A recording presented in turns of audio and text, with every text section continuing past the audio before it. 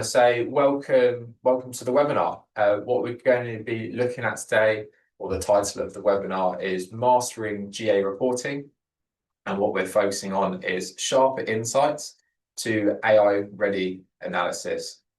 But before we jump straight into everything, it's always good to meet who's talking to you today. So hi, my name's Sam Dunkley. I'm an analytics director here at FreshEgg.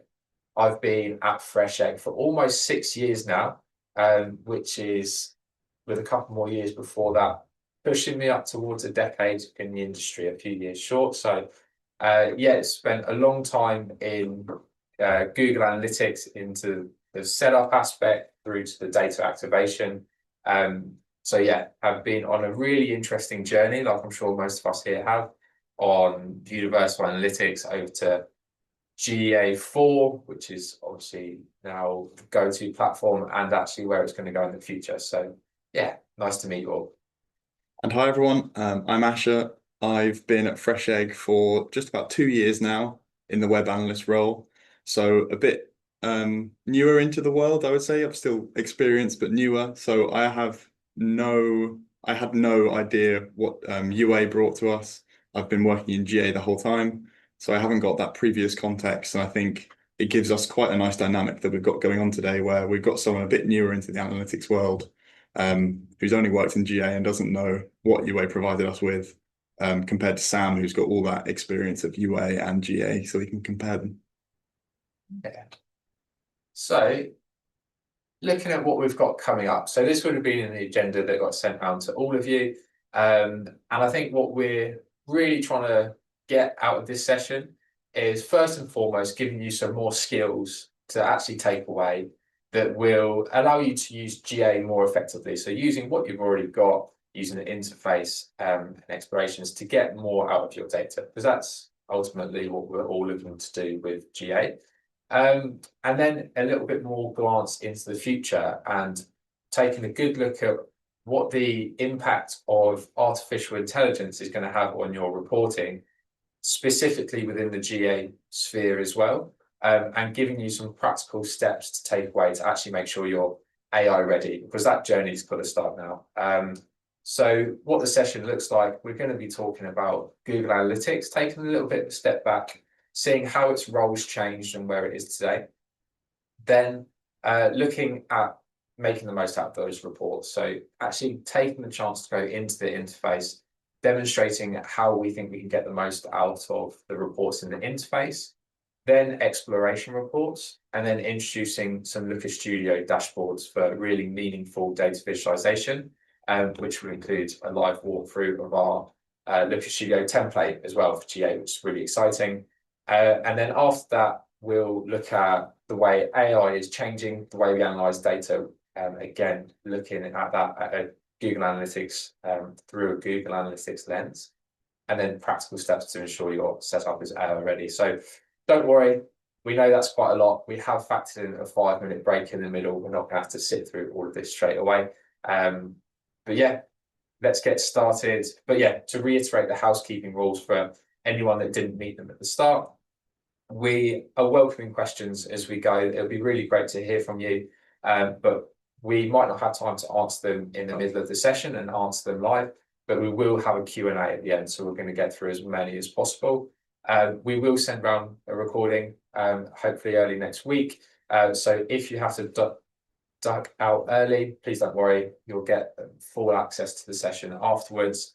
And yeah, I think we're ready to go. So where we wanted to start with is a poll early on, and I'm going to launch the poll now. So let me know if that comes through. But before we really started the webinar and started talking about everything, we wanted to know, how confident are you that your GA data is ready for AI reporting? And I think it is also fine. We would recommend, if you're not sure or really don't know what AI readiness means, put yourself at a 0. Feel free to put yourself in that category as well. But yeah, it would be great to get an idea now of everyone's idea of where we're sitting. It's amazing. We've already got loads of answers through, a lot of zeros. About 30% of you clicking 0. So Yeah, I think that's a good point to a lot of us not really knowing what AI readiness really means. Let's check down the other end. wow. So we've only got one person saying 10 and one person saying 9, which is interesting. A lot of people don't think their geodata is AI ready or as AI ready as it could be. Hopefully by the end of this session, we can let you know the steps to get your geodata to that point, so a lot more of you can be on 9s and 10s. Yeah, well, I think that's great. I think there's a lot of value to be gained out of this session, which is fantastic. Cool. Thank you for that. Let's end the poll and close that now. So, Google Analytics and its role in your business. Yeah, so we wanted to start with a bit of context building. We know a lot of you might not have as much experience in GA as us. We're in it pretty much every day. So to kind of sum it up, Google Analytics right now is a marketing analysis platform that can help you drive key business goals. In its last couple of years of development, it's really solidified itself as a measuring tool. So it can track traffic, engagement, and conversions across your website. With that measurement, it can help you understand and identify where your users originate from and their associated characteristics. And with all that information, it can really help you find what drives your goals. So depending on your website, this could be sales, it could be signups or inquiries, and optimize them. Has there, well, I was going to ask a question. Has there been Yeah. anything you've seen recently with GA that's really changed, its identity? Yeah, I think there's been a lot of things recently that have signaled to us that Google is trying to push GA more into this marketing analysis platform. An example of this is they recently added the ability to import cost metrics for your ad spend and ads data.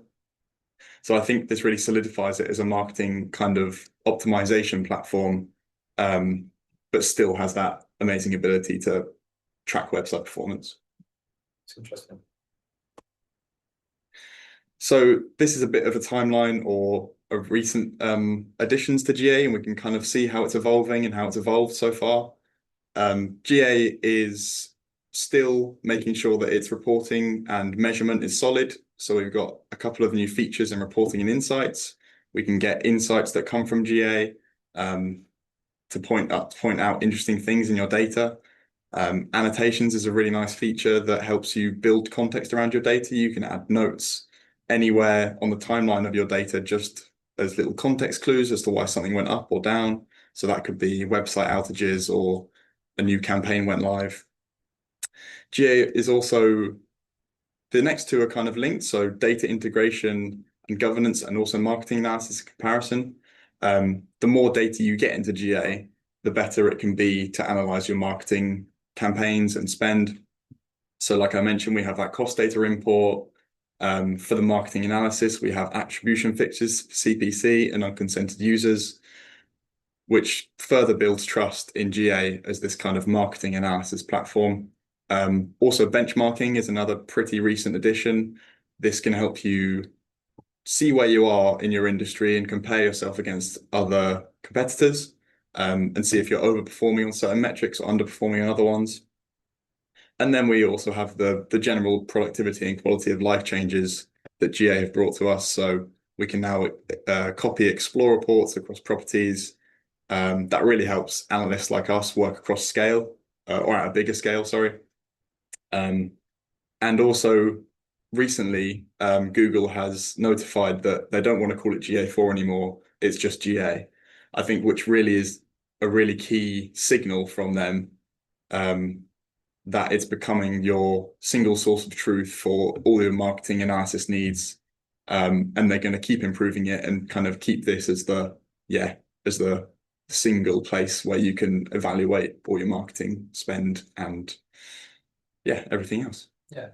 I think one of the things that we wanted to talk about, and I would like to get your opinion on, is what have your, key thoughts and feelings be of using Google Analytics 4 without the Universal Analytics experience before?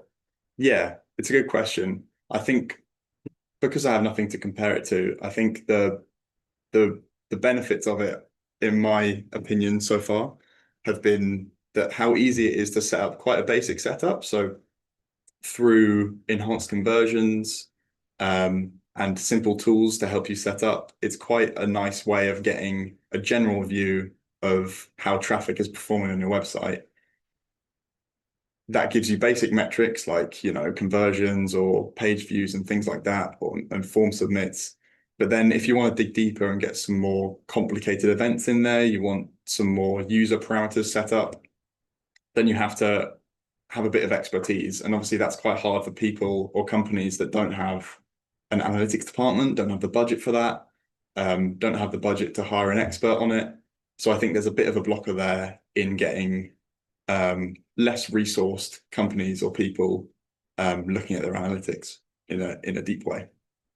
Back at you, what do you think the comparison with the context of UA? How do you think GA is at the moment?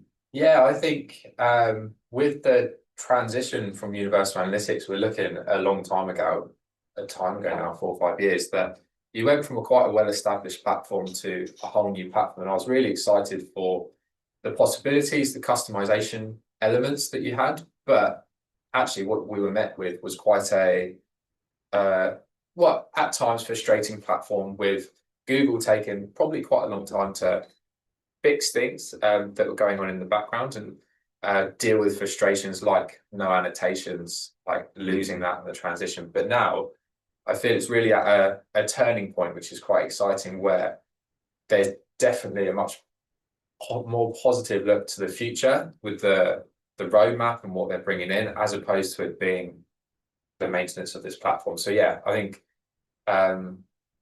it's definitely been challenging, but I think it's in a really exciting place to take forward. But away from where GA is and has been, let's look at how we can actually surface those insights that matter to you. So that starts with a couple of different ways. And the first one I wanted to talk about, which is the first thing everyone is going to see as they open up their Google Analytics property, is those basic reports on the left-hand side. And these, I think, in general, are underutilized and can be really powerful. So as that first interaction any of your users are going to get, it's the first place most people will look. But I don't think what people take advantage of is how customizable these are.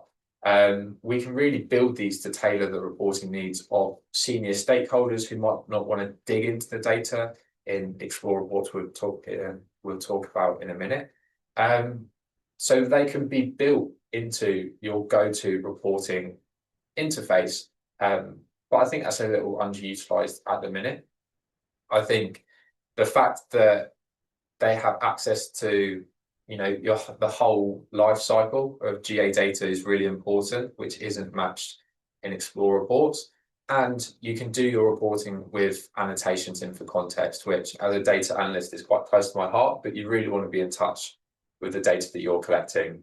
But that's not to say they're without frustrations. They are limited in the data visualization that you can have. And what I find investigating things, really trying to dig down into why things are the way they are, they can be a little frustrating, which Explore Reports go on to tackle. So Explore Reports are used as that tool for, giving you freedom to uncover deeper insights that perhaps you didn't really know what to look for. You can look across multiple dimensions, do a lot of digging into data. You can build advanced reports, so you're not just stuck on reporting tables. The visualization's a little bit more powerful. You can view things over time, but you can also take advantage of different reporting mechanisms. Funnels are absolutely one of my favorites, and something we're going to be demonstrating later. A really key way of visualizing how people are moving through your website, or more specifically, dropping out of key forms or user journeys along the way. User paths, User Explorer. User Explorer, again, amazing at visualizing actual step-by-steps people are taking in their journey, and segment overlap as well. But it wouldn't be a proper GA webinar without diving into the interface. So let's get started, and I'll walk through the best ways to get value out of this data. So I'm going to start in this GA4 property here. This is the GA4 demo account. Actually, sorry, I've skipped ahead. We're going to start in this property. And the reason I'm flipping between the two is some I have more access to than others, but some have more interesting data. So this is the interface that everyone's going to load up with. This is the homepage of the Google Analytics report. And I wanted to point out a couple of features that not everyone might have seen, which are really useful. So when you're in these Explore reports, what everyone's always calling out for is industry benchmarks. Now, so let me zoom out a little bit. I think I'm going to want property. Let me just select this one. So what everyone's calling out for is benchmarking, and this is possible in your own properties. And it's where you see this little icon in the top right corner. And you can learn about benchmarking, perhaps if you go into event count. It's not giving me the options, apologies about this. Here we go. Okay, as would always be the case in live demonstration, is not working for me now, but benchmarking allows you to measure your key metrics like your bounce rate and engagement rates against the industry benchmarks. And then as you open up the reports on the left-hand side, you'll obviously get your out-of-the-box default reports there. Now, what I wanted to point out industry benchmarks and these default reports for is that you can actually customize these as soon as you set up the property, which is something a lot of people might have missed.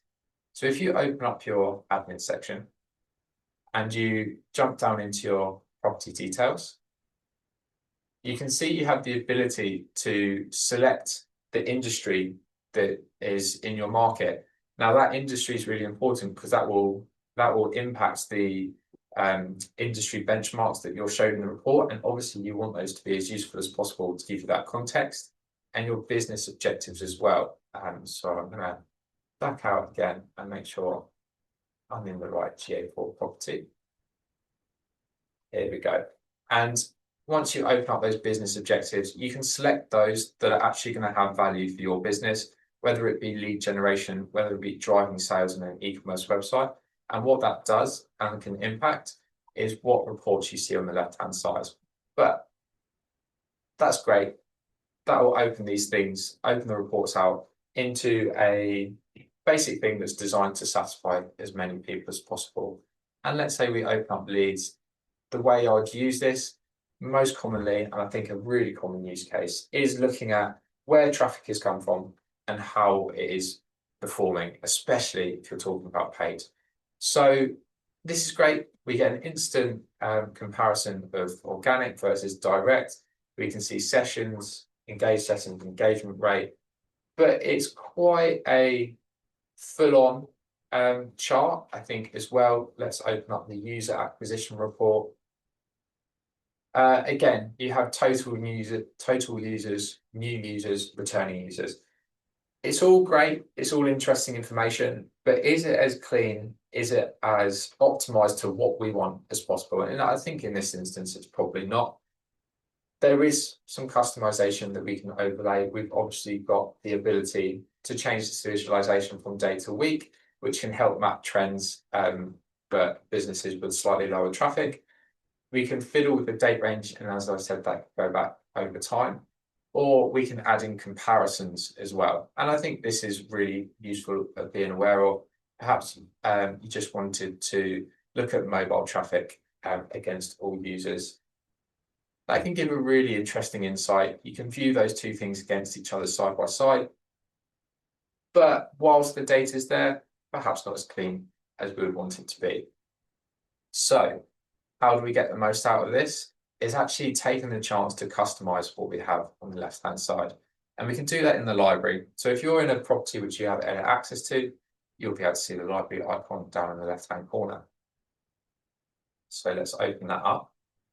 And there's two levels of customization that we can do here with the ability to start from scratch. But the first is customizing that report we were just in. So we were looking at the user acquisition. Let's click the three dots on the right-hand side and click edit. Once this loads up, we can now see the report that we were just viewing, but with the ability to make change, not only for us, but for everyone that's going to see the property. And what I want to do here is clean up all the noise, everything that I'm not finding useful, but what I want this report to serve. And that starts with the metrics. I'm not interested in showing returning users at this stage. I'm just happy showing total users and new users. Average engagement time per active user is not something that's impacting my campaigns too much. So let's pull that away for now. However, engaged sessions per user, measuring how much they're coming back to the site, absolutely, let's keep that in. Event count, for me, is too broad. Event count is measuring absolutely everything that's going on with these different traffic levels. It's too broad, it's not providing me valuable insight. So let's get rid of that. But key events, absolutely. User key event rate, absolutely. So let's apply that change. It'll take a few minutes or two, but already what this has done is clean up the data that I can see. My eye is now naturally drawn to the data points that matter.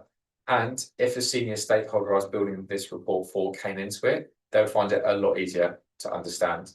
Not only that, you can control the visualizations. So at the minute, a bar chart at the top has been hidden, but I find that much more useful visual to get an instant comparison of the size of organic versus direct. So let's bring that one back in as well. And if you wanted to, you can have control over the dimensions that are appearing in this drop down here. Again, guiding people towards that flexibility, but keeping them within the right scope of metrics or within the right realm of data that you want to show. Once we're all done, we'll apply that change. We're happy with everything else as it is. We're not going to change the summary cards. We like how they're visualized by the traffic. We'll save this. We'll save it to the current report. And then let's publish that. And now, once it takes a little bit of time to save, it means every single time I go back all the way to the start, every single time I load up my user acquisition report, which I've just edited, it's going to have the clean version of what I want to see. And this can be taken as far as you want it. So obviously really powerful. And then if I load back up the library, it's not just about how you customize these individual reports, it's how you're customizing the interface for everyone. So we have our business objectives folder here, and that relates to business objectives here. So let's click to edit that. And what I can do here again is just clear away the noise, clear away the pollution in the report that I'm not interested in. If I want this to be focused on lead generation, maybe I'm not interested in traffic acquisition, which is focusing on a session. I'm really paying attention to the user journey in its entirety. I don't use any audiences at the minute, so perhaps I can get rid of that. But actually, for myself in lead generation, I might find that there's something else I'm particularly interested in. This demographic report, for example, breaking down as much age and user information as possible. That's just a simple drag and drop over into my reports. Let's save that. Let's save that to our current collection. We're happy overwriting that for everyone. Just save that. Let's go back. And then those changes are instantly loaded up for absolutely everyone. We have access to new insights, but not only that, you're taking control and taking responsibility of guiding anyone in GA4 towards these insights without having to make them go to look, or actually saving yourself time, perhaps avoiding them coming to have to ask you. It's pretty cool, Sam. Can I just ask one question? What do you think the best examples that you've seen of that kind of configuration of the UI and the navigation are? Yeah, I think with most data visualization, it starts with who are your users and who are the questions that they're going to have. And then that was the breakdown reflected in the left. It was no longer, well, it completely went away from Google's suggested folder structure. And actually, this particular Google Analytics property had a folder structure per per product owner in their business, per different reporting requirements. So there was a different set of reporting suites for senior stakeholders than there was to product owners, than there was to the marketing team. And also a great one, which I really enjoyed, was one for the analyst as well, where the analyst was paying particular attention to maintaining the health of their GA4 property. So actually built a report to make that easy by surfacing the metrics that commonly go wrong, like your not set landing pages, your unassigned sessions, those things that can creep in over time. They were all built into the interface. And I thought that was fantastic. You know, data quality close to the heart. It meant those particular reports were going to get looked at more frequently and weren't going to get forgotten. It's really cool. Essentially, it saves people time and effort, and they just want to get straight into the thing they want. And if you make that as easy as possible with clear signs about what it is you're looking at, then I think it's really good. I just wanted to ask another quick one, sorry. What's the limitation that you've seen the most in the reporting section? What can it not do great? Yeah, I think the limitations are the fact you're so fixed to a particular reporting structure. If you wanted to move away from these visualizations, this table layout, you have very little flexibility. And for example, if you wanted to do deeper data analysis, like secondary and third dimensions are a good example. Like, this is fantastic. I can break out UK into desktop, mobile, but what if I wanted to go a step further and have a browser next to this? It's just not possible. There's no workaround. So yeah, that lack of flexibility is where it comes in.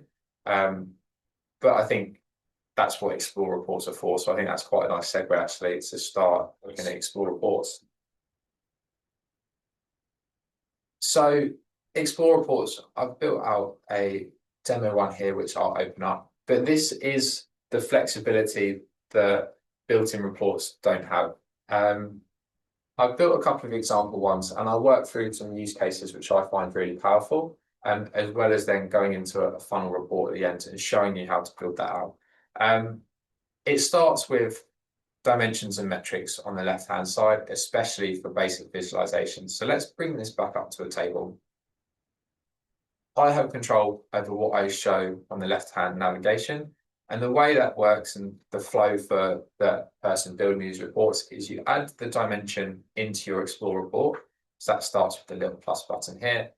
And then you have a list of every single dimension in the GA4 universe, which is, if you haven't explored this already, fantastic to be looking at, because you can look at the level of detail you can go into.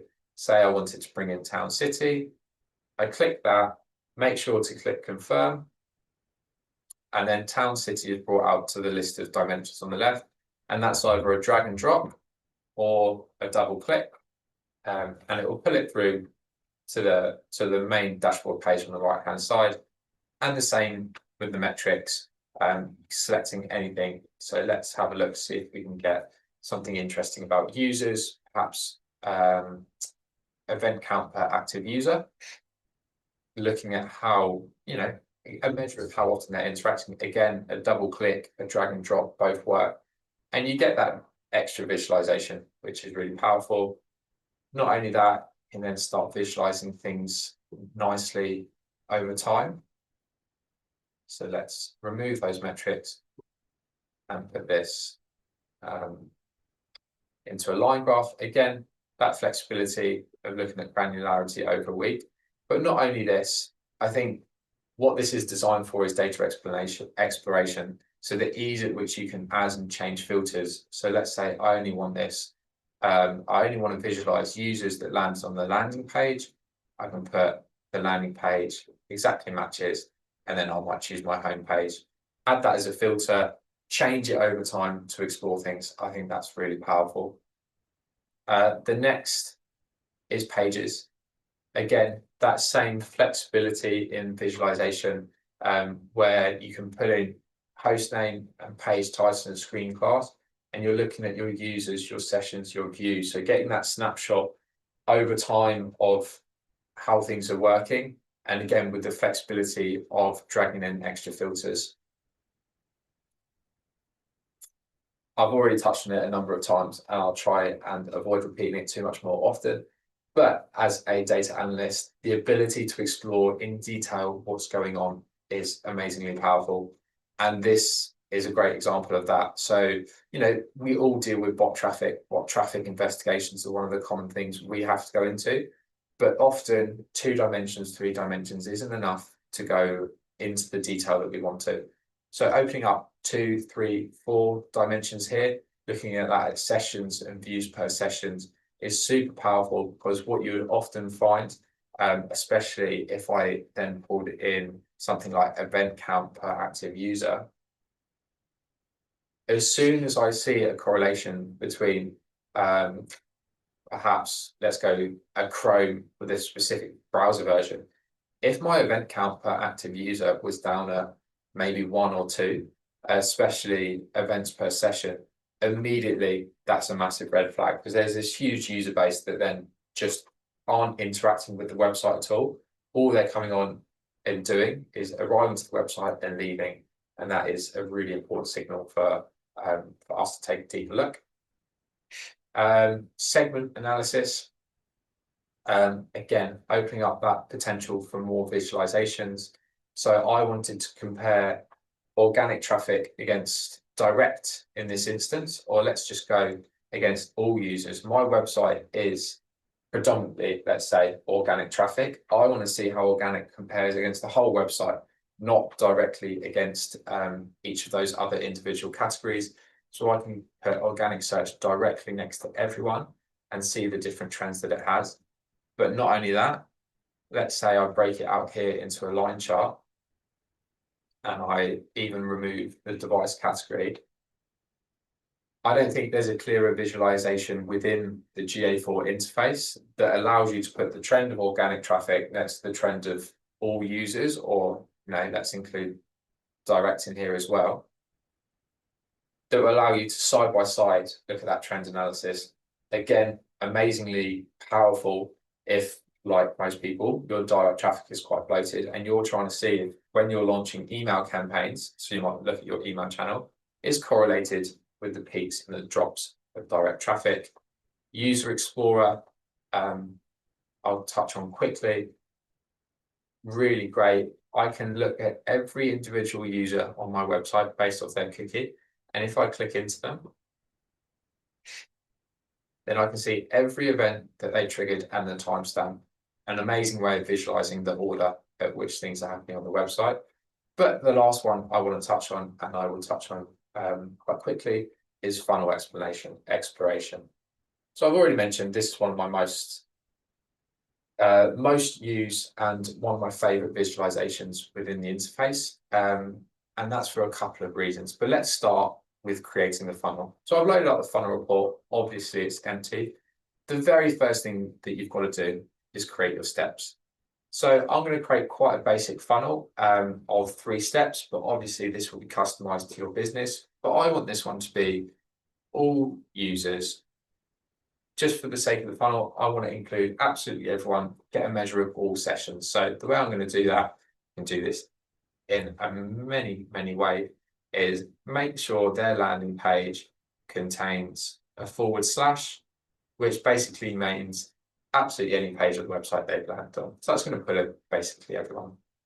Next, I'm going to add a step. And I want this one to be the users that have actually then started a form. The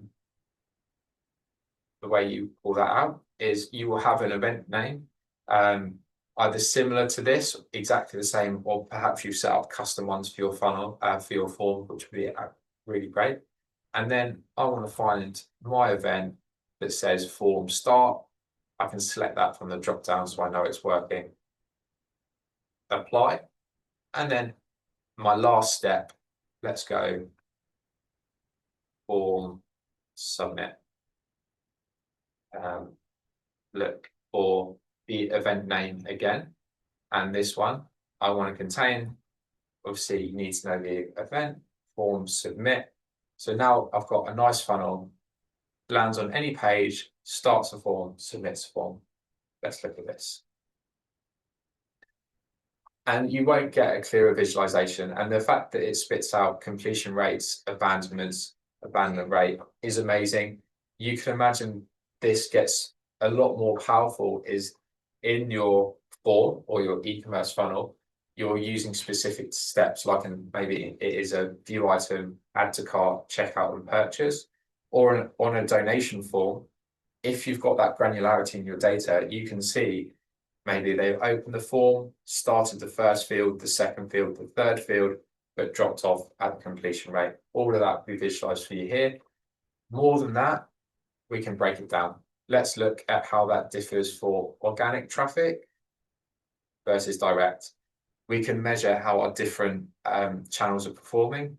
Let's break that out one step further. I think this will take it too far into a useful visualization, but you get the idea that you can actually then segment with your device overlaid on top. So you understand, okay, devices are converting much better. Oh, wait, my mobile experience has a massive drop off at step 3. Why is that? That is the first place you start looking when you're trying to optimize your form for the user. So this is already awesome. The thing that takes it one step further for me, if I remove my segments that will block us from doing this, is as a user, I now want to share this with as many people as possible. You can share Explore reports, absolutely. But what we were just talking about was making data as easily accessible for higher senior stakeholders.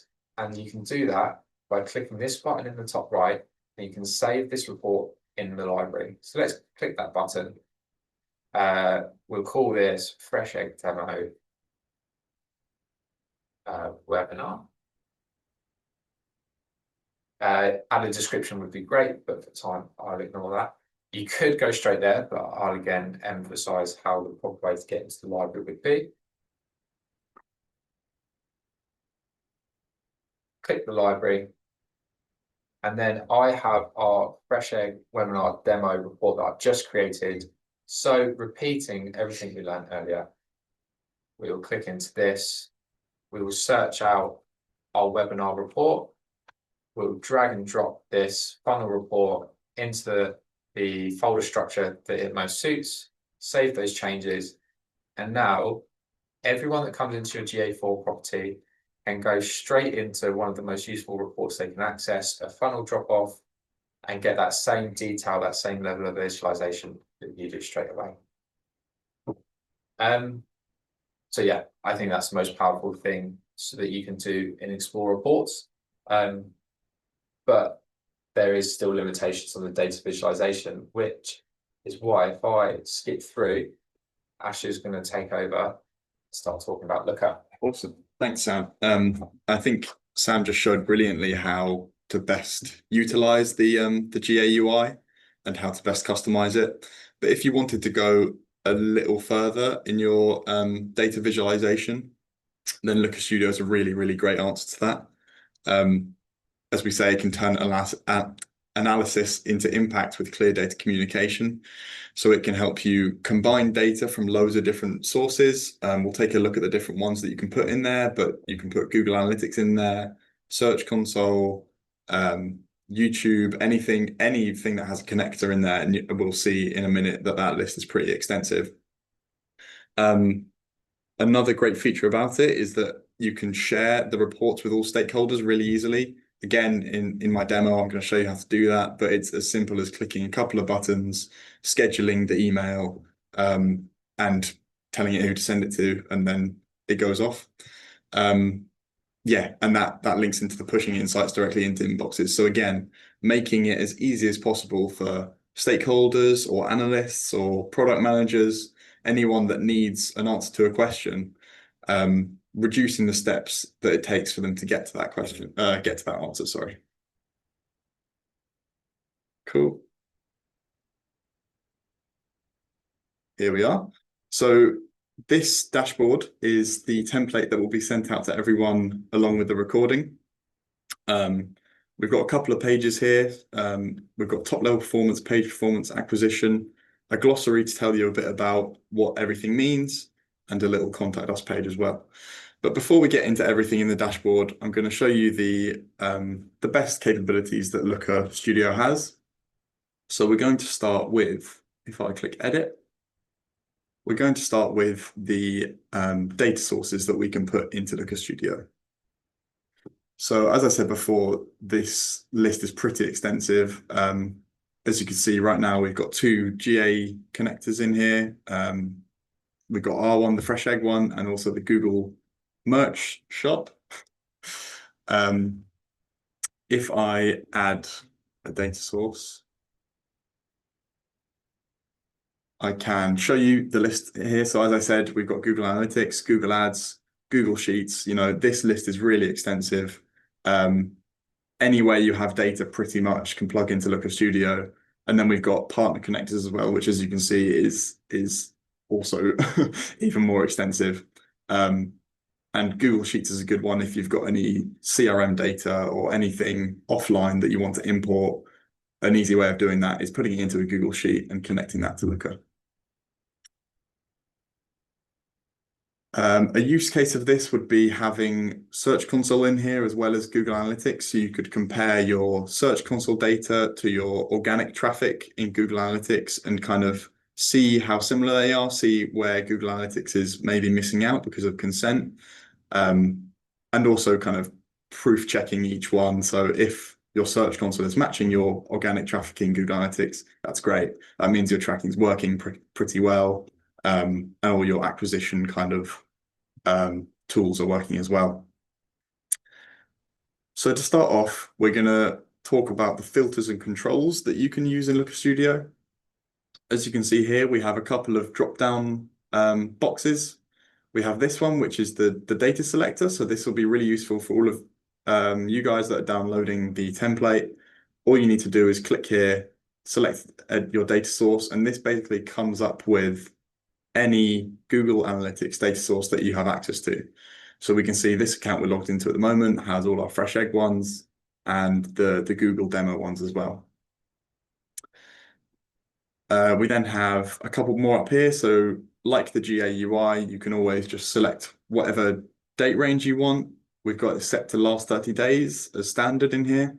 But if I wanted to look at the last quarter, I could really simply just click last quarter. It goes from the beginning of July to the end of September. Click apply, and it changes all the data in your dashboard really pretty quickly, which is really useful if you want to quickly get an answer to a question about how many sessions you had in the last quarter or how many sales you got. You can just change the date range as simple as that. Asher, Yes. preempting a question for later. Yes. Are there any date range limitations like there are for GA explorables? No. So this is a good benefit of the Looker Studio interface. In GA Explore, you'll have a data retention setting, which prevents you from going back. I think the maximum is 14 months for standard users. But if you connect your GA to Looker Studio, you can go back as long as you have data in your GA account, which is a really good benefit. Thanks for pointing that out. Similarly to the date range selector, we have channel, device category, and country. Again, if any like stakeholders come in and they only want to know about paid traffic, they could really simply just click on the channel and click paid search. If they're interested in email as well, you can have both of them in there and see how that traffic is performing on your website. Another great feature about Looker is the kind of page structure you can have. So you can see here that we've got 3 reporting pages. We've got a couple of pages that are useful for other context building. And you can kind of shape each page into a different area. So if people want to know questions about acquisition, how people can get into your website, they'll know from the page structure that they come straight to the acquisition page. And this is the area they want to see. Another benefit of Looker Studio is the cross-filtering capabilities that it has. So say I came into this acquisition page. We've got channel and source medium. So you can see that, organic search is the highest performing one. If I wanted to see how the channel breakdown was of just London, for example, I could click on London. Sorry, let me go into the view mode. So it's as if I'm a stakeholder coming in. So this is what someone would see if they had access to the dashboard without edit permissions. And let's see, yeah, so I want to just see how London is performing on our website and what the acquisition makeup is. So you can see I've clicked London here and it's essentially filtered the whole page to London. So this is all now just showing the acquisition data for London. We can see here that this is the session breakdown of the channels. But if I wanted to go a step further and say, so these are the landing pages that drive key events and engagement. If I wanted to see only people from London that are only coming and landing on the page of this session, I could click on this. So this is now filtering the whole page for London and the landing page for this event. And I can scroll back up to my session source medium, and I can see that the channel is email, which is really good for us. If I go onto the merch store, it has a bit more data in there. And you can see that the cross-filtering has stayed. There we go. I'm just going to refresh and take that off.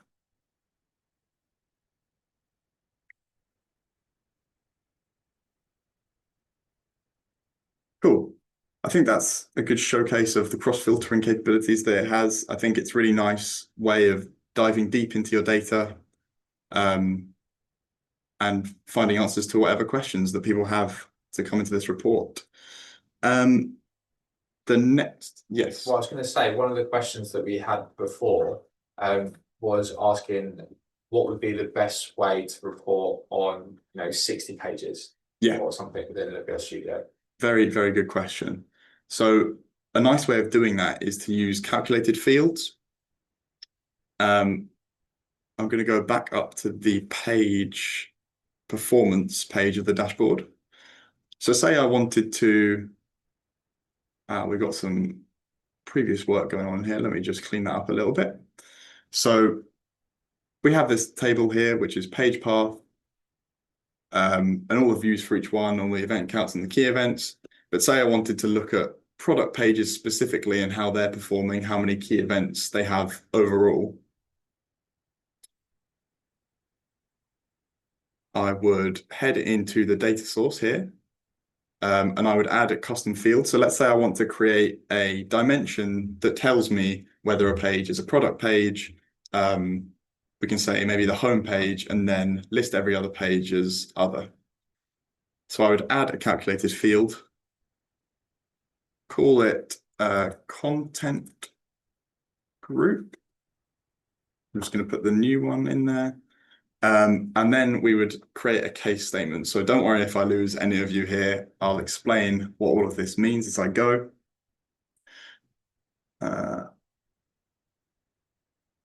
Let me just. So I want to see page paths that contain slash product, as those are all my product pages. Nice. And then I want to label them with product page. Sorry.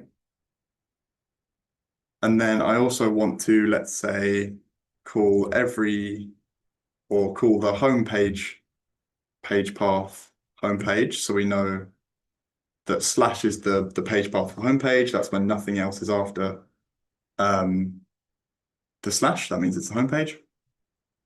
And then I can call that homepage. And then for everything else, we want to call it other. So essentially what I've done here is said that if the page path of whatever I'm looking at, if the page path value contains slash product, then we're going to label it product page.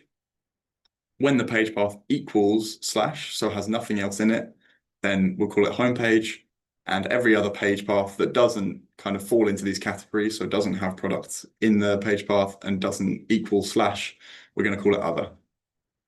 So if we save that into the data source, saved, we can then put it onto this chart. If it doesn't want to go. I think you're already demonstrating the drill down feature. Ah, yes, perfect. So because it's before we get into that, I'll show you how it looks normally. So I've just added, let me do it again. So we've got page path in this table as normal, and we want to add content group new in there. You can see it fits in quite nicely. We can see without having to look at the page path that each of these pages is a product page. This one is other as it doesn't contain anything else. And a lot of product pages going on.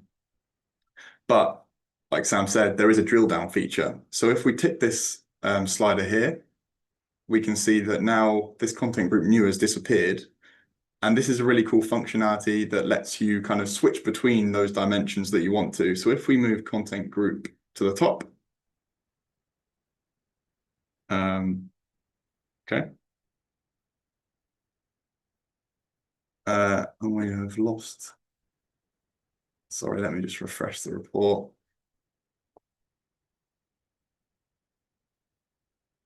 I think this is one of the drawbacks of Looker Studio coming out live. Yeah. Cool, perfect. So we got it back in there. Nice. So you can see that we've got page path and we've got the table that we had originally. We've put content group new in as a dimension, but we can't see it in there at the moment. This is because we've got the drill down feature on. So there's usually an icon up here saying drill down. But in the case that that is not appearing, we can right click on the chart and press drill up.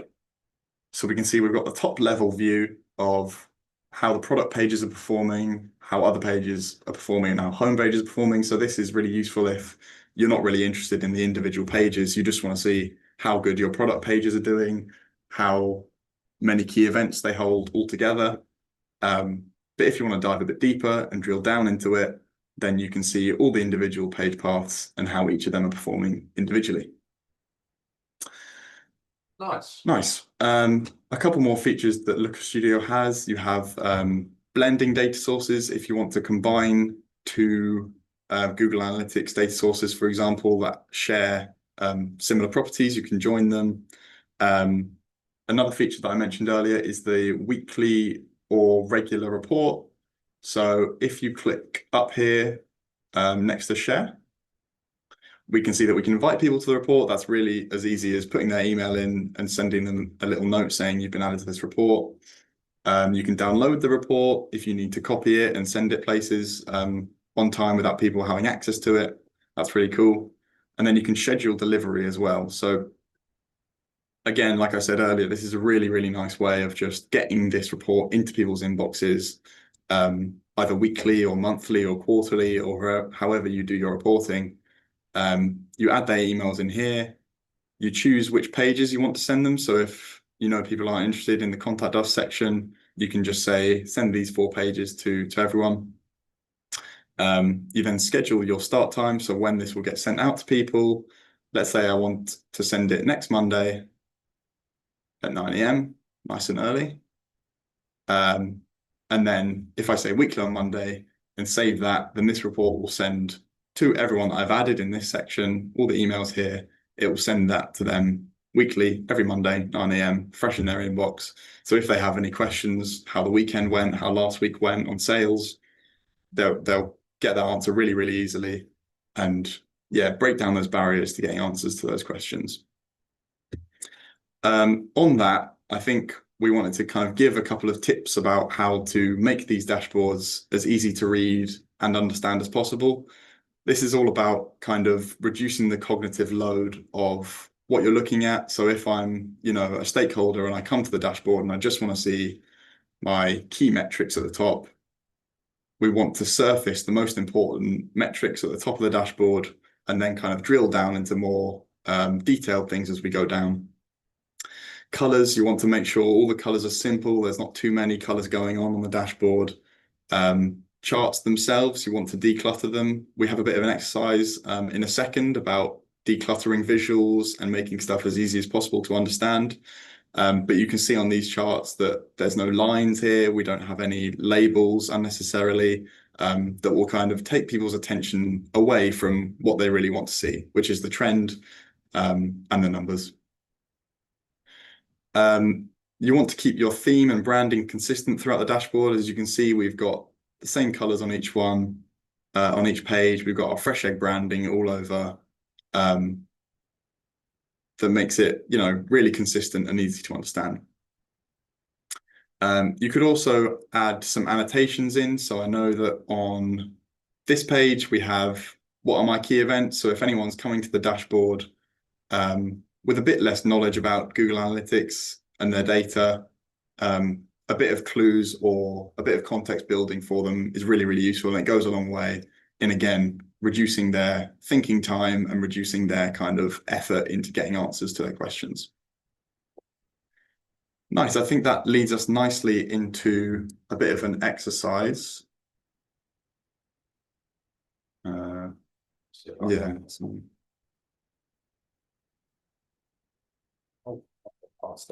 Perfect. Thank you very much. So I want everyone to take a minute and try and count how many 6s are in this list. As you can see, it's a really, really long number.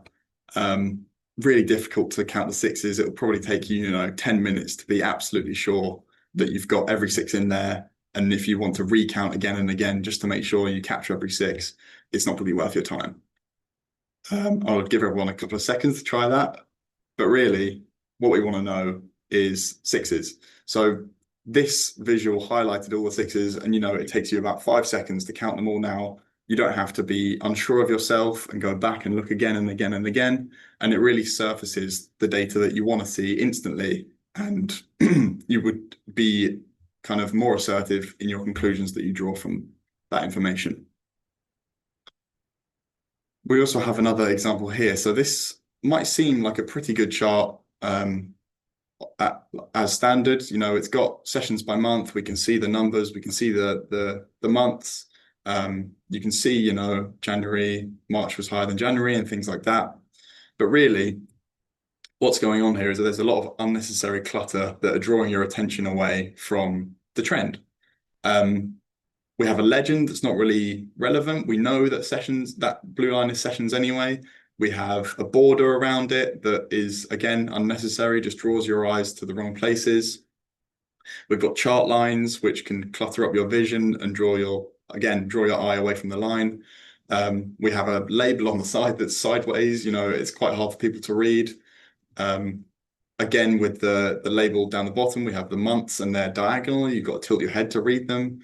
And again, another label down here that is quite obvious from what we're looking at, that we know it's by month. We've got the months at the bottom.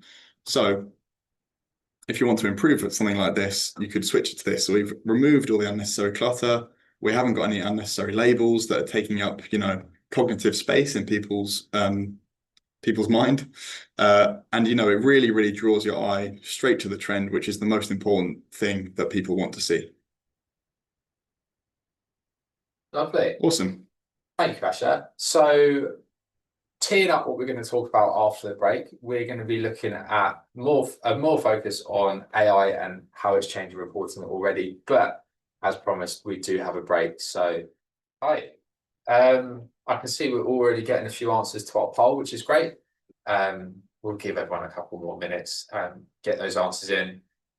But looking at the answer to the poll, so this one is about who is using BigQuery for their GA reporting and their data analysis. And I think, the overwhelming majority, I think 75% at the minute is no. So I think if you're answering in that camp, then don't worry, you're in very familiar territory. It's definitely a little bit of an extra step in your analysis, but hopefully in the later session we're going to talk about it today, break it down a little bit, and yeah, talk about the benefits. But we'll give everyone a few more minutes. We won't rush everyone back. Let everyone get their cups of teas, and we'll move on. Hopefully everyone enjoyed the first half of the session. I think we've got a couple of questions through. I was trying to keep my eye on the chat as best as possible and the Q&A, but feel free to drop any more in. Like I said, we're going to answer as many as we can at the end of the session. Give everyone one more minute, and then we'll come on. But for those answering, and thank you for everyone that's answering, that's really useful. And really interesting to see it's still sitting at that 75% of people saying no. Only around 13–15% of you saying that you are using BigQuery for reporting, which is interesting. But yeah, thank you to everyone that's answered. I'll give everyone 5 more seconds and then I'm going to end the poll and we will move forward with the rest of the webinar. That feels like a good time to me. Let's do it. So, moving on, and yeah, talking about AI and focusing on AI and how that's changing reporting already, because we know as much as you know, AI is a big buzzword at the minute. AI is being used all over the place. AI is talking about products which aren't even AI. So we wanted to break it down a little bit, but also look at the actual things that are happening, which means we're confident and more confident than ever.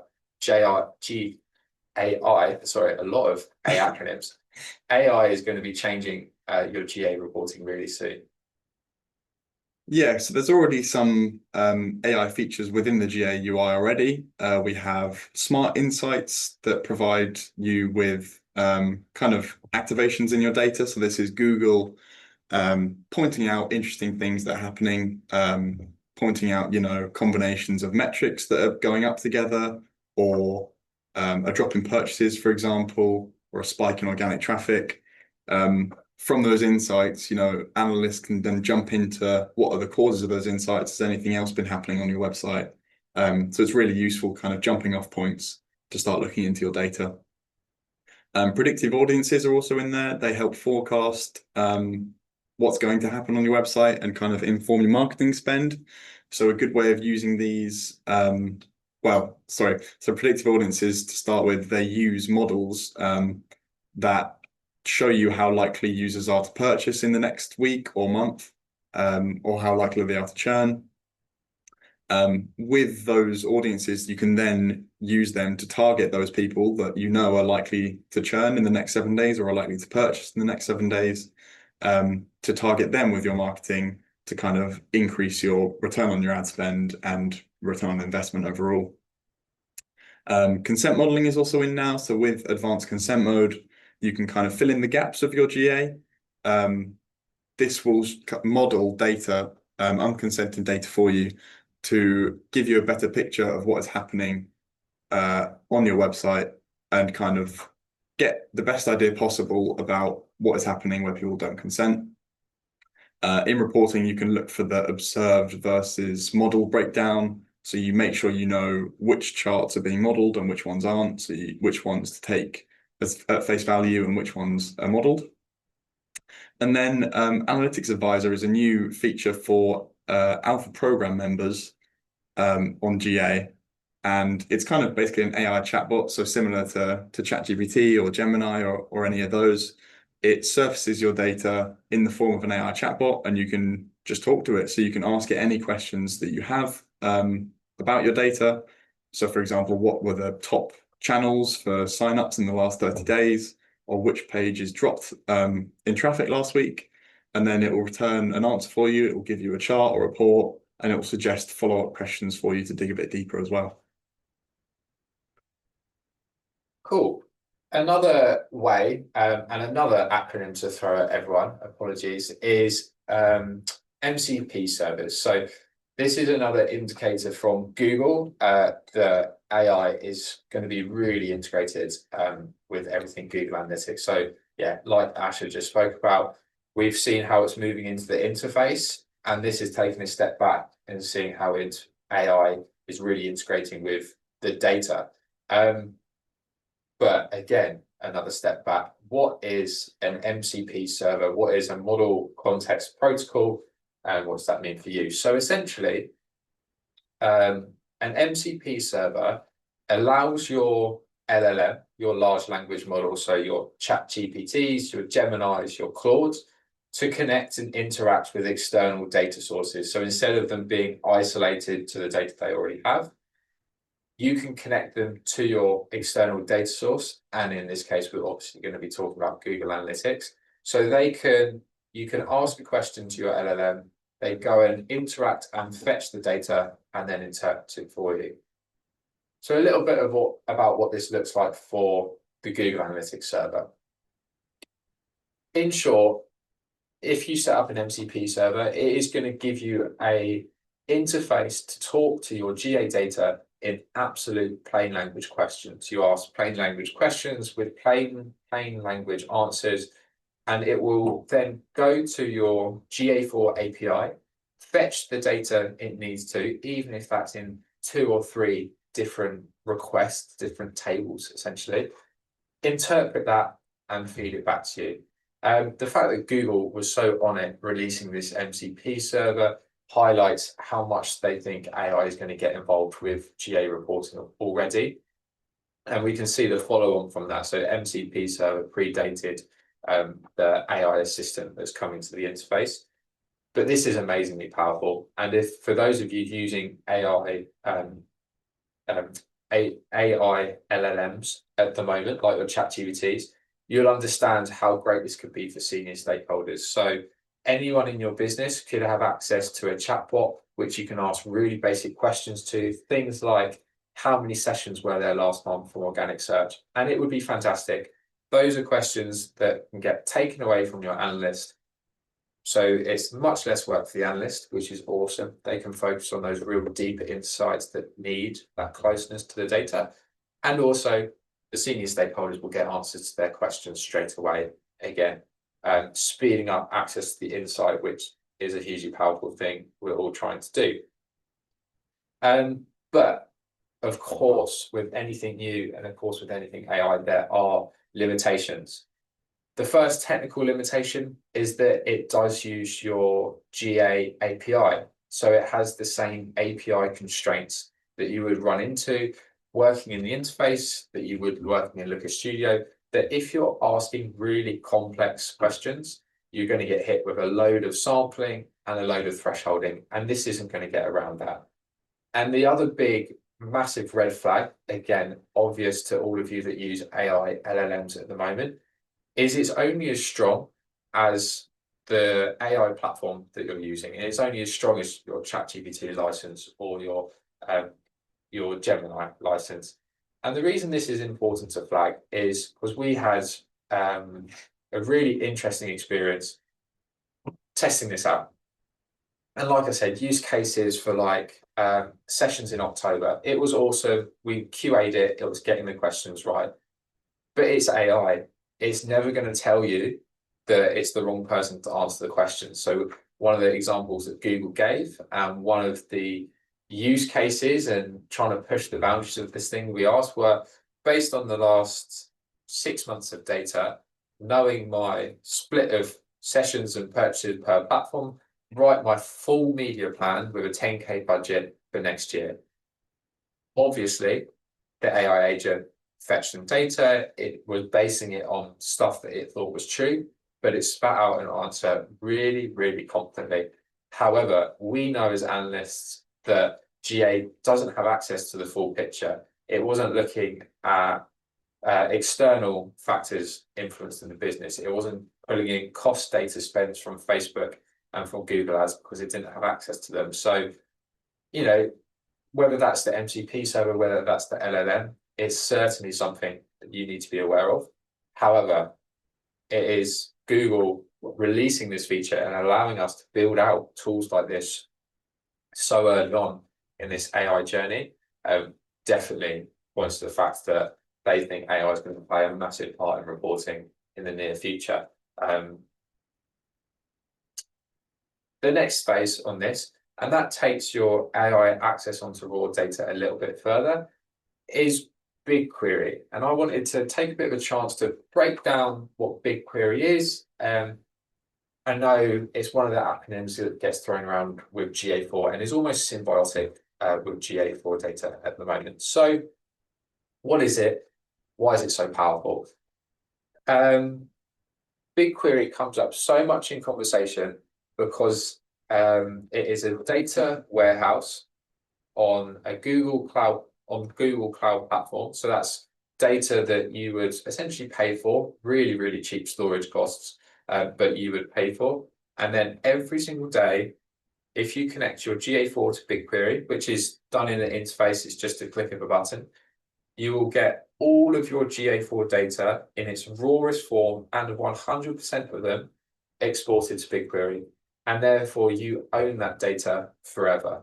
So there will be no more instances, not that we hope this is ever going to happen, of Universal Analytics, where one day Google will say, I'm sorry, we're sunsetting Universal Analytics, we're going to delete all your data as well. It is completely in an environment that you own, and it is completely unsampled and unaggregated. You have every single event that happens on your website. So that in itself is hugely powerful. You're no longer held to the constraints of what the data Google allows you to see. So like I've already talked about sampling, how sampling's a thing of the past, but also your deeper insights in explorations limited to 14 months. Again, that no longer matters to you.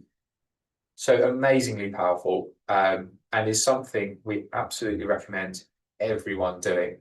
The setup is super easy, and even if you're not ready as a business to start leveraging that data, the storage costs are so cheap, and for many smaller businesses will be actually absolutely free, because you're allowed an allowance for no money at all, that you can start collecting and storing your own data for no cost at all.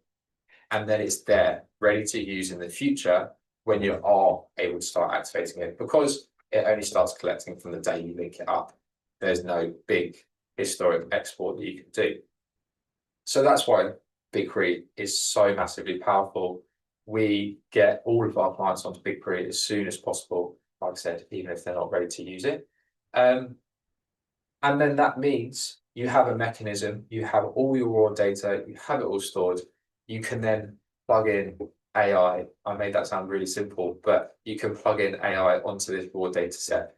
It can query it, it can answer your questions in the same way we saw in a similar format, maybe to the MCP server, but no longer with those API restrictions. And so you will get the most accurate data and the most accurate insights possible. However, I wouldn't be doing my role as a webinar host well enough if I didn't tell you about the limitations. So like I said, raw data is exported every single day. But what that looks like in BigQuery is one table per day, every day of everything. Now you can imagine that scales up pretty fast. Storing it, absolutely no problem at all.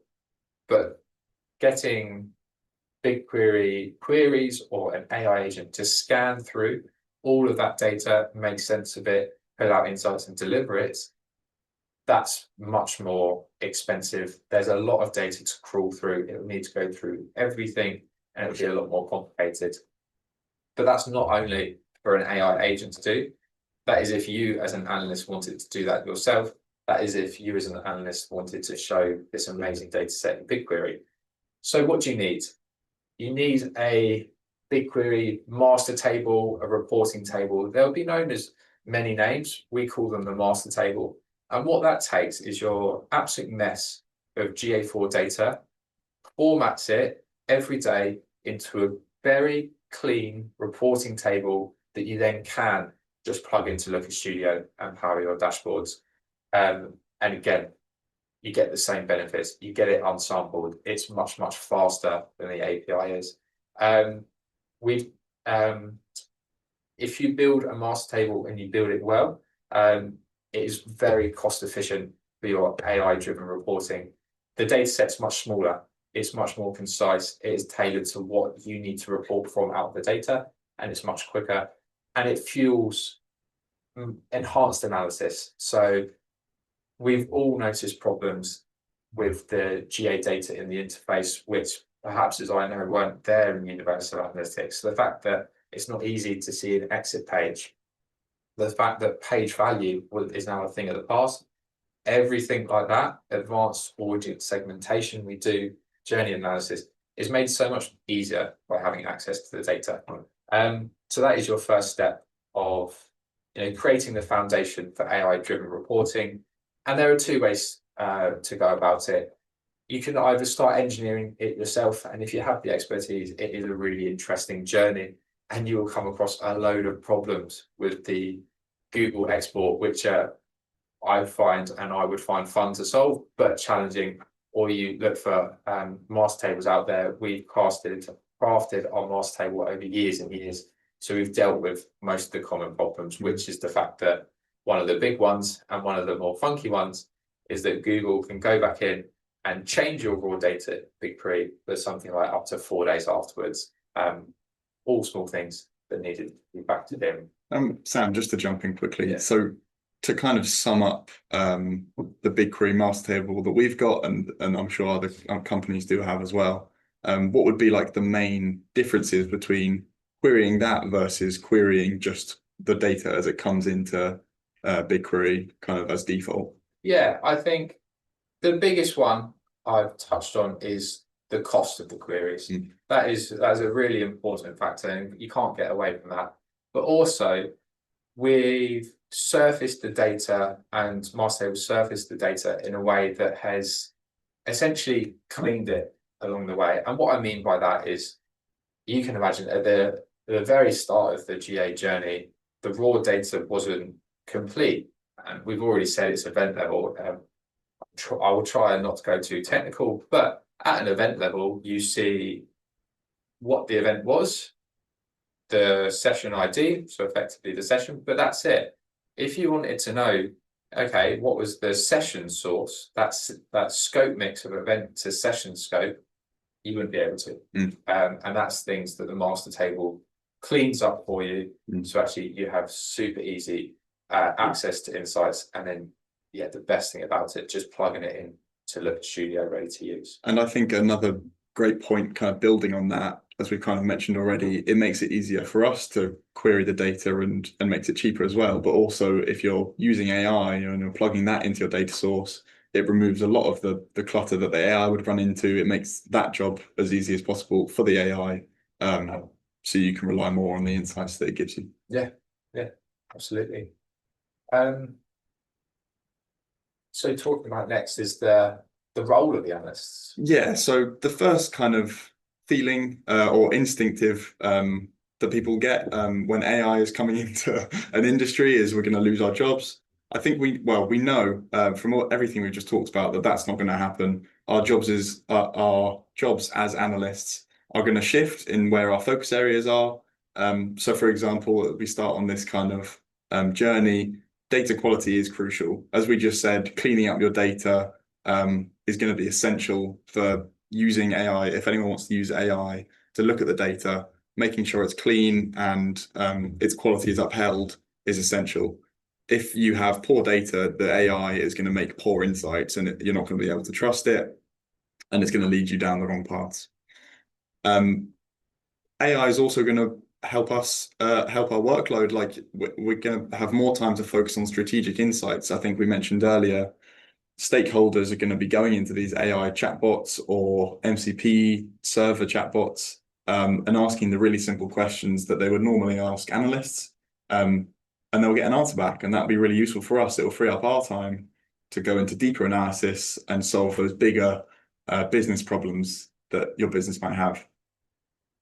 Also, data governance. So we as analysts need to ensure that all the compliance rules are being upheld, GDPR, any laws like that. We need to build that into every pipeline, ensuring that those compliance rules are met every step, especially with AI coming into the data and pulling stuff out. We need to make sure that the data itself adheres to all those rules.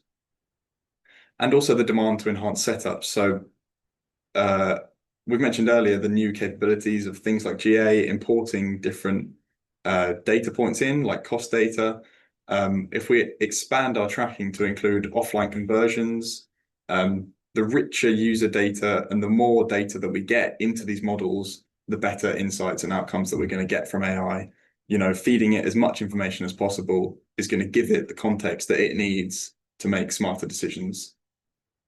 Yeah, and I think a couple that I wanted to touch on, really looking at the role of the analyst, is I think its influence is going to get so much broader. So I think what I'm really alluding to here as the analyst is the person that is closest to the data, the person that really understands the data collection. Because, yeah, like Ash has touched on, like I've touched on, making it more accessible with AI and making insights faster means more people than ever are going to use it, and they need a trusted advisor to go to for support, but also actually the analyst taking on that role of sharing the data and bringing everyone on that journey with them. I think they're going to have a much broader influence around your business.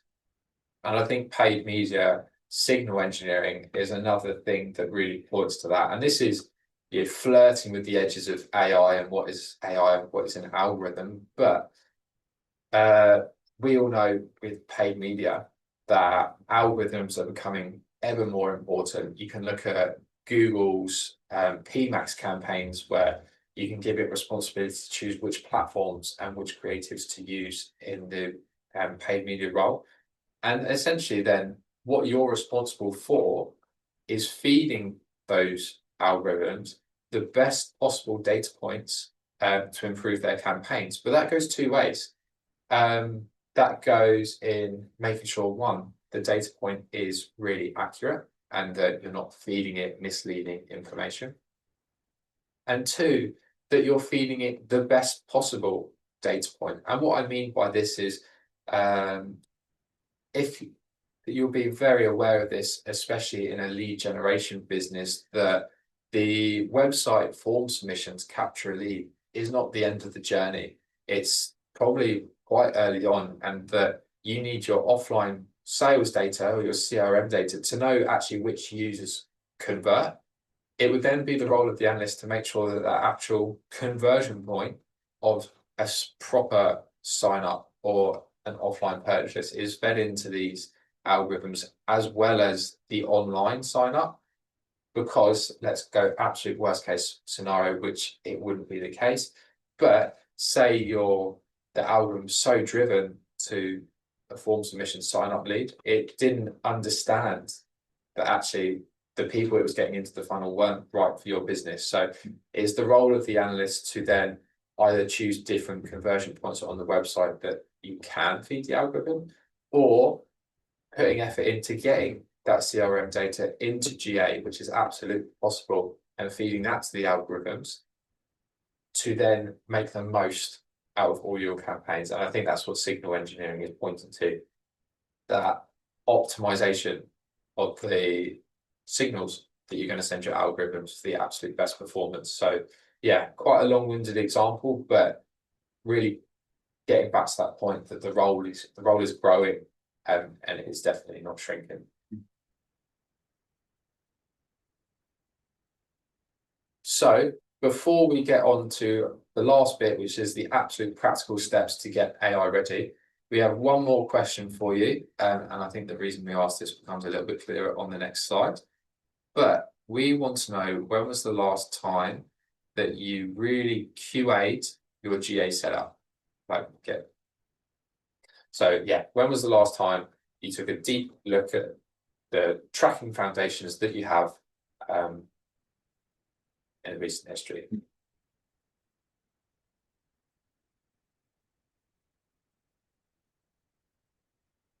So I think this is something we're going to mention on the next slide, which is how to get your data as AI ready as it can be. But something we do for clients is that we do monthly checks on every GA setup, and it kind of ensures that your data quality is the best it can possibly be. catching anything that's going wrong over the past month is really essential, and you want to kind of nip it in the bud. You want it to be as short a period of time where something is wrong as possible for things like AI, but even for an analyst, just to make conclusions from data, you want it to be as accurate as possible. Well, we're still getting some answers in. Let me see if I can.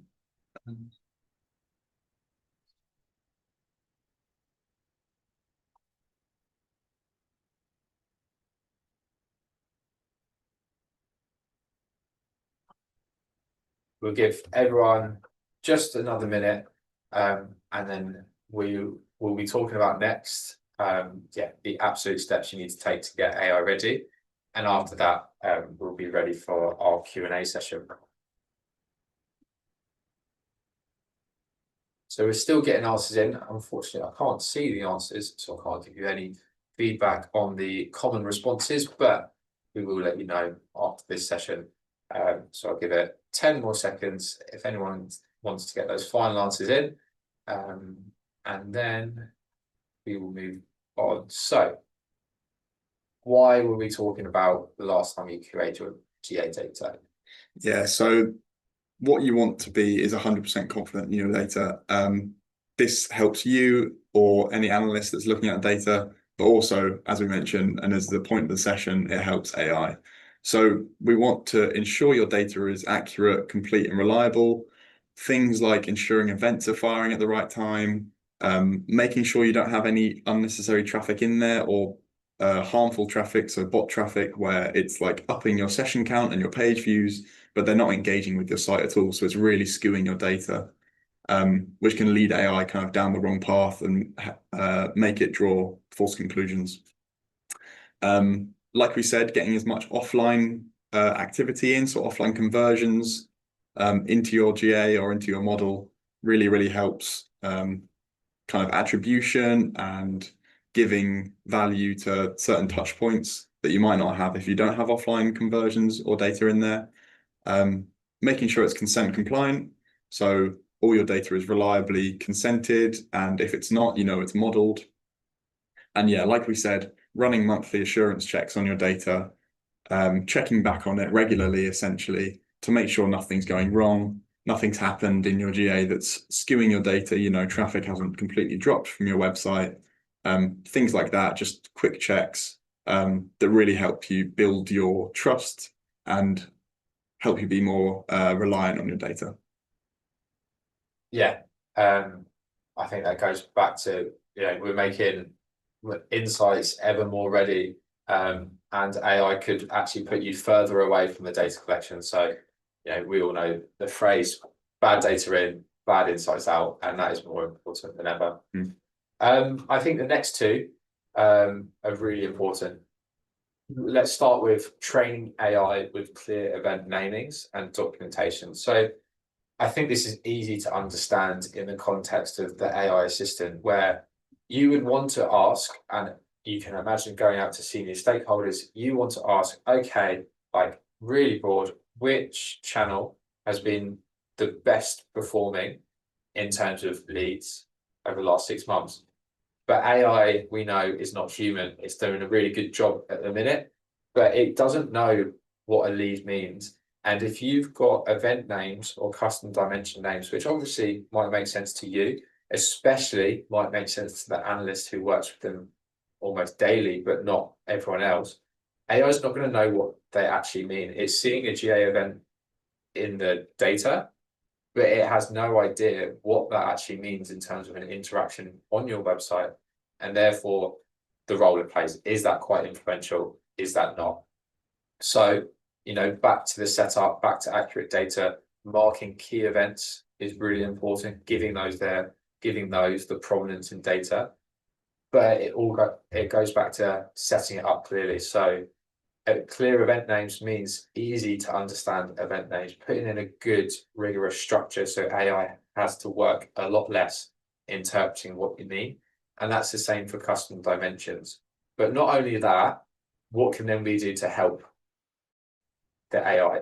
We can train it. So with documentation, if you write out a definition of every event and what that actually means on the website. And the same with dimensions. What do they actually mean in real terms?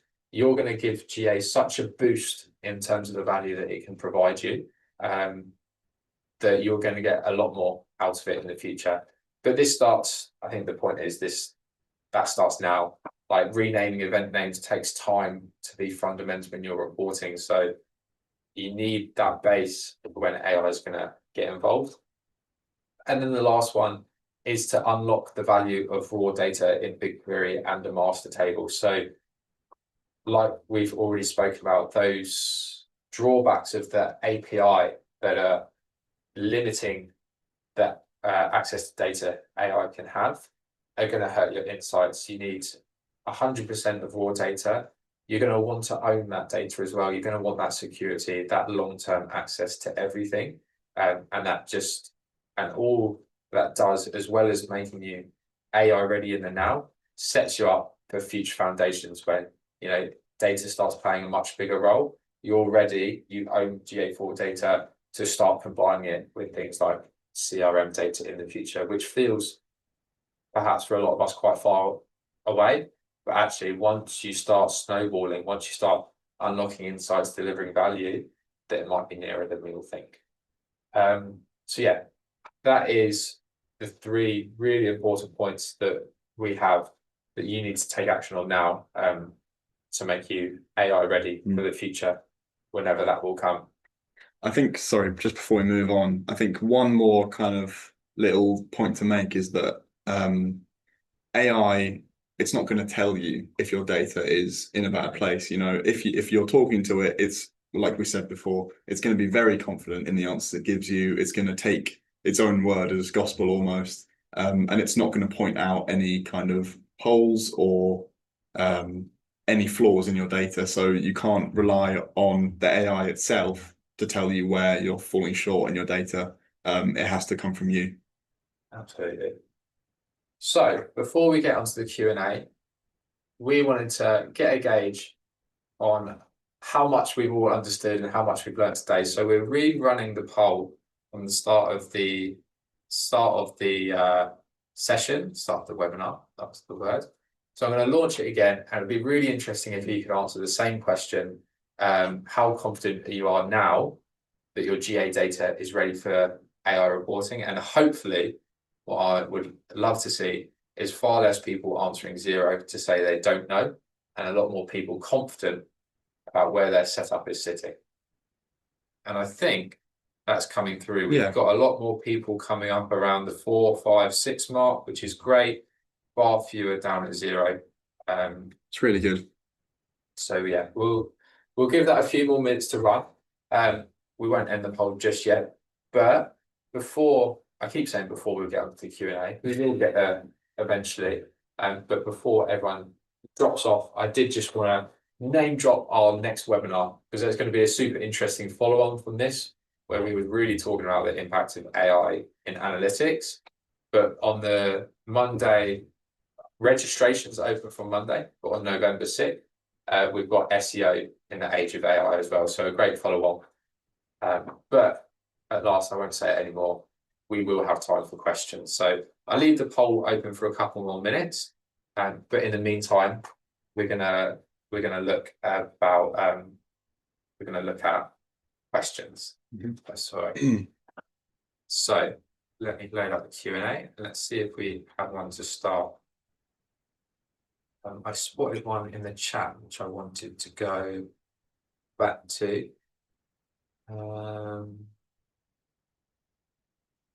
Here we go. I thought this was really interesting. So Sandra asked a question earlier when we were in the first half of the session, and perhaps you can answer this, Asha. So by converting the exploration into a report, will it work without the date range limitations of the explorations? That's a good question. I think sorry, I know that when you export an explore report to the report section, it will then lose the data retention limits that an explore report has. Is that right? Yeah. Just making sure. Yeah, so it then goes to the report functionality, which is you can look back at all your data as long as it's been in there. Yeah, so that limit is just in the explore section, really. It's a little hiccup that a lot of people run into when they're trying to kind of put their data as far back as possible. And they can only look at the past 14 months. So that's a really good actual solution to that, almost. If you wanted to kind of put your explore reports into the report section, that gives you the ability to look back a bit further. Yeah. I promised myself I wasn't going to get too technical, but I feel I will anyway. The reason why Explore reports are limited on data is because they access almost your raw data, whereas reports in the interface, just on your left-hand nav, use pre-aggregated tables from Google. So that's why there's two different date ranges. Google just doesn't want to store as much data or raw data for you.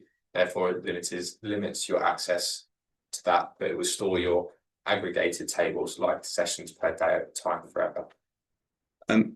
Eden has sent in a quite interesting question. So she says GA is increasingly integrating AI functions. At the same time, external AI agents are being developed that can automatically deliver reports and insights, like we've seen. Where do you see, or where do we see the added value of GA in the future, where AI can take over most of the analysis work anyway? Yeah, I think that's a really good one. I think my opinion is that the analyst becomes closer to the data collection. We've touched on that anyway. And then you might see the Google Analytics play more of a data collection role as opposed to a data analysis platform itself in the way that we used to it. I don't think that GA is going to be, moved aside because its real strengths are continuing to be built out, and that is how close it sits to how close it sits and how easily it is to activate the data in, Google Ads, YouTube, in display, all those Google metrics, because there's the direct link between the two, is the easiest way to activate your insights by those retargeting audiences. And I don't think that part of it's going to be replaced anytime soon. Let me see if I can pull up another question.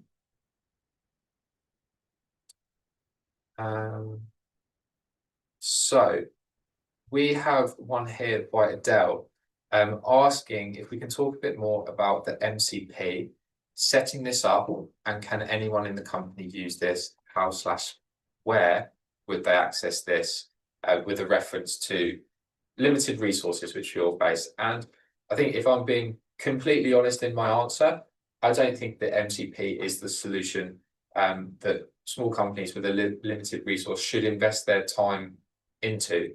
I think with the AI insight agent coming in the near future, your best bet is waiting for that. And I say this because to launch the MCP server, and I'll hold my hands up and say I am definitely no IT expert, but we've worked with our amazing team here to get it set up for us, is that you need to download and install the server, connect that to your LLM license, and give it an interface in which you can actually use it. So it's definitely not as simple as just plugging in and going.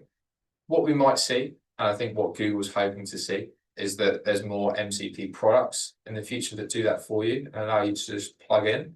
But at the minute, it's quite a complicated setup, and I would recommend either focusing on the data in BigQuery or using the AI in the interface more and more.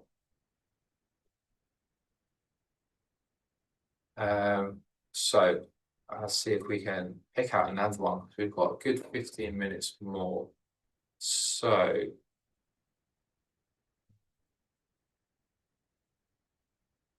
here we go. I think this is an interesting one, which I can answer. So we had a question, and it said attribution accuracy, I think a problem that we all face. How can we make our attribution better between platforms, Meta, CRM, GA? When we're looking at e-commerce performance, we feel that comparing GA under attributes Meta has. Now, this is interesting, and I think it's a common problem, and there's two aspects to answering it. First, it is imperative that you have good technical setup in GA to track all your meta sessions. So that means the UTM parameters are at the minute probably the best solution still, making sure that every single one of your meta campaigns has UTM parameters, which Google Analytics will capture. That's step one in increasing the attribution. Step two is understanding the role that GA plays. So GA is meant to be your neutral, and I say that in inverted commas, but it's meant to be your neutral comparison point to give you accurate conversion information and then tell you the role that Meta played alongside TikTok, alongside Google Ads. And it might mean that Meta's over-reporting, not incorrectly, but just reporting differently, because Meta will tell you every single conversion that it touched is a conversion on their platform. Whereas actually GA might go, especially if you're looking at session reporting, that it might know that Meta drove the second session of that user, but the first session came from Google CPC, and their third session where they converted was from CPC, therefore it attributes it to Google. So not necessarily wrong, and it's not necessarily saying that you should look at one over the other, but the role of GA is to play that neutral, accurately attributing platform, which has no biases, that will say, yes, Google Analytics, Google Ads touched this person, but let's say Meta played a more important role. I think another kind of wrinkle to add into that as well is that when we compare back to UA, GA has a bit less coverage of the acquisition or attribution channels. So UA would count every single entry into the site as a new session, whereas GA now has a 30 limit. Well, as default, you can set it to whatever you want it to be, but it has a 30 limit timer. So if someone leaves the site and comes back within 30 minutes, that will still count as the same session as before. And that kind of middle entry point, so say they clicked in through a Google ad first, they left the site, they waited 10 minutes, and then they saw an ad on Facebook, clicked on that, came back to the site. That initial Google Ads click would be the only attribution point for that session. Nice. One more for you, Asher. Yeah. On Looker Studio. How do you manage the speed of Looker Studio if it's being powered by the GA data source or the GA API? This user found it being very slow. Yeah. By filters. Yeah, it's a good question, and it's something we run into quite regularly as well. I think the thing we always say, and the best thing to keep in mind, is to reduce the amount of charts and filters that are on each page. So the best strategy to go for, in our view, is that have more pages with less filters and charts on each one, because Looker only loads one page at a time, so you're not loading all the other pages at the same time, and it will increase the speed of that page. So you know that you can, and also going back to our kind of data visualization tips, it really reduces the clutter of someone looking, and you can answer specific business questions on certain pages. So yeah, our recommendation would be to increase the page numbers in your dashboard and kind of decrease the amount of charts and the amount of filters on each page. That's great. We've got one from Nick in the chat saying that he struggles to get data on social platforms as a source to a specific page. For example, how many users came to this specific web page from TikTok? It used to be much easier on UA. So I think this, the overarching point is familiarity with GA's dimensions, because they can be quite confusing. So for this, it should be as simple as looking at your landing page as the dimension, and then being able to overlay a source and medium, and then have a look at your sessions. But the reason I wanted to call this one out is for anyone that's explored the interface and you type in source session, you'll know you have so many options. And we could do a whole training session on why this is, but essentially the ones to pay attention to are session source medium, the one that just says source medium, and then user source medium as well. So to really, really quickly and hopefully still make sense, session source and medium is what you'd expect. It is the source and medium that brought that particular session to the site. User source and medium, the source and medium that brought that particular user to the site for the first time.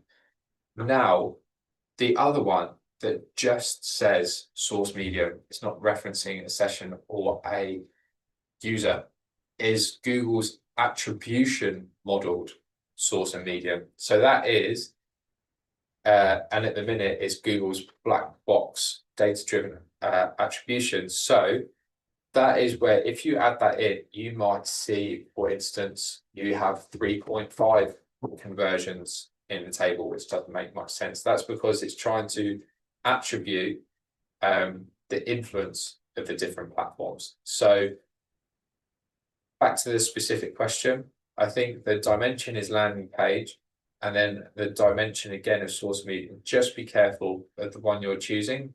This example, when it's users coming to a specific web page, it sounds like session source medium would be the best, and then look at the number of sessions. But yeah, it's that scope mix that can make this a little bit more difficult in GA.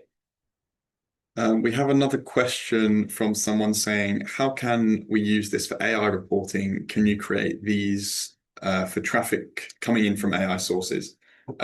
So kind of building on what Sam said there, we would want to use the acquisition dimensions, so source or attribution dimension, sorry. So source medium, the source, you could essentially create your own. Sorry, let me go back to the beginning. So we want to see how AI sources are coming to the website, sending traffic to the website. You can create your own custom channel groupings within GA4. So we could create one that says, look at the source and see if it's, ChatGPT, Gemini, Claude, any, AI, LLM or chatbot. We could list them all out, or we could group them in different categories, and we could say, if the source matches any of these, then group it as an AI source. You could go deeper, you could do different categories in there. So you could do AI search or AI chatbots or a different one. But there are opportunities to kind of group those AI sources together to look at them in a broader picture. Nice. I had one more to talk about modeling, kind of branching out a little bit of this session, but I think it's worth touching on while we have the chance. How accurate do you think GA modeling data is? Should we be using it? Because you can turn it on and off. And I think the most important thing to stress is having it on or off is not as important as making sure absolutely everyone that uses GA is aware of if it's on or off at the moment. And what I said I wouldn't do, but I will do now anyway, is show you that is through this green tick box here. If everyone checks this, it will say unsampled report, data source, and it will also show you the modeling that's enabled as well. The most important thing is to make sure that you know what modeling role is on at the time. I'll try again. It's backloaded. But in terms of should it be on, should it be off, I think that is a question which I'd answer both to. It's great to see what the model thinks your data would look like with it turned on. However, if you want access to, accurate data that you can 100% believe in, you'd have it off. But compare the two, see how it changes your data. And I think that will give you the most useful insight. I've got one for you, Asher. Can you add a channel group for consistent reporting against AI traffic that everyone else can see? Yeah, so this is kind of built on what I was just saying about channel groupings. It depends what you're talking about with AI traffic. It's quite easy to do if you're looking at chatbots, because that will be in the source. It will be you know, a referral as the medium, and the source will be a chatbot, so chatgpt.com or anything like that. Then you can group all those sources into one channel and call it AI.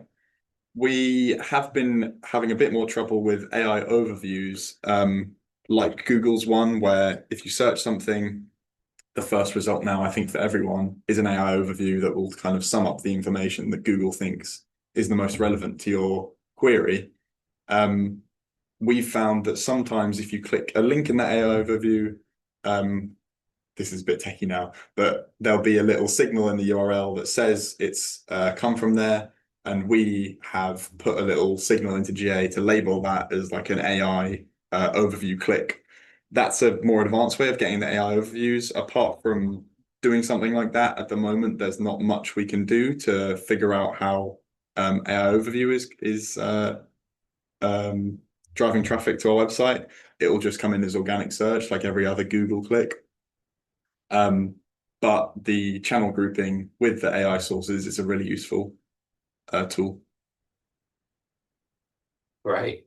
I've got one more question for you Yeah. whilst you're in a flow. Yes. Is from Stuart, is Looker Studio ready to go once connected to GA, or is there a much more complicated setup? It's literally as simple as that. You open up Looker Studio. When you make a new Looker Studio report, it comes up with what do you want to connect. You click GA. If you're logged into the same account on Looker Studio that you have access to your GA property, it will surface that. It will say these are all the properties that you have access to. You click on the one you want in there. You click connect, and it's literally as simple as that. You can start creating charts from data that's in your GA and go from there. It's really, really easy. Great. I think we've got time for two more, and I have them for here. So from Mark is, how do we filter out bot traffic? And I think this is a great question because, again, being the universal analytics one in the room, this used to be really easy. This is now quite difficult in the world of GA4, and we've worked with two solutions to do this. One, you can try and recreate what we did in Universal Analytics, which is using another out of GA solution in Google Tag Manager, so at the base of your setup, to go and look up ISP domains. By looking up ISP domains, you can identify bot traffic much easier, and you can use GTM to stop it from ever going into your Google Analytics in the first place. However, that is not always possible, and it requires third-party solutions, which not everyone wants to do. So the next best way, and this is in Google BigQuery, and you can then, with access to the raw data and the middle ground of then surfacing that data in a master table that you want to see, you can analyze everything that you have, and you can identify bot traffic. You can do that in very smart ways. We do that in the master table of algorithmically looking for patterns of bot behavior, like viewing a page every half a second. That's not a normal user, and doing that at scale. But I think that is the best, most robust way, because you don't have to impact your data collection. You only impact the data you're reporting on. So there's no risk for it. You can constantly improve. And then the one to finish the session, again, pointing a little bit wider, but I think it's valuable to answer, is from John. How do you account for the fact that only a percentage of the users accept cookies, and therefore your data is not the total number of actual users? Can AI help? And I think the answer to this is look at advanced consent mode. Advanced consent mode lets you collect hit level data for people that don't accept the cookie banner, and Google anonymizes those hits for you to still try and respect the GDPR privacy. Therefore, that's what modeling in the interface does. It learns behavior off the consented users that it knows everything about, looks at the event patterns of your non-consented users, and then it will model it back together. So I think modeling is the best way to account for that. But yeah, thank you very much. Thank you for everyone that stayed to the end. I've had a really good time Yeah, running amazing. this session. Really good questions as well. It seems like everyone's really engaging, and hopefully we've given you the steps to kind of make sure your data's as AI ready as it can be. Yeah, absolutely. So thank you very much. We'll shut down now. We'll look to answer more questions in the future. But yeah, again, thank you. Cool. Thanks, everyone.